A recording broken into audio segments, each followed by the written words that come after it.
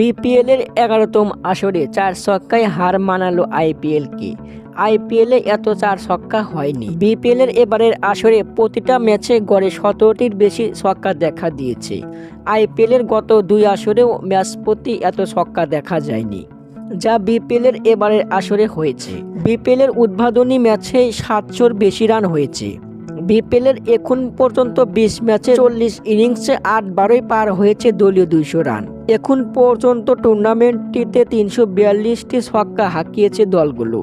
Match প্রতি ছক্কার হার দাঁড়িয়েছে ১৭.১, আর এই ছক্কাটাই আইপিএলকে টেক্কা দিয়েছে বিপিএল।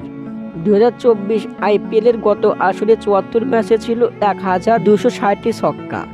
ম্যাচ প্রতি ছিল ১৭.০৭২। ২০২৩ আইপিএলে প্রত্যেকটি ম্যাচে ছিল ১৫টি ছক্কা। যদিও অর্থের চেয়ে এগিয়ে আইপিএল, তবে এবারের বিপিএল এর আসরে দর্শকরা উপভোগ করেছে বেশি। আইপিএলের গত আসরের প্রতি ১৩ বলে একটি করে ছক্কা দেখা দিয়েছে। এবারে বিপিএল ১৩.৩৩ বলে একটি করে ছক্কা উপভোগ করেছে ভক্তরা। বিপিএল এর কেবল হয়েছে অর্ধেক, এখনও অর্ধেক পথ বাকি রয়েছে। এরই মধ্যে ৫টি সেঞ্চুরি হয়েছে বিপিএলে, ৫৭১টি চার হয়েছে। ম্যাচ প্রতি ২৮টির বেশি চার দেখেছে ভক্তরা। দক্ষিণ আফ্রিকার টি-২০ লিগকেও ছাড়িয়ে গেছে বিপিএল। দর্শক, আপনাদের মতামত কি কমেন্টের মাধ্যমে জানিয়ে দিন। ধন্যবাদ।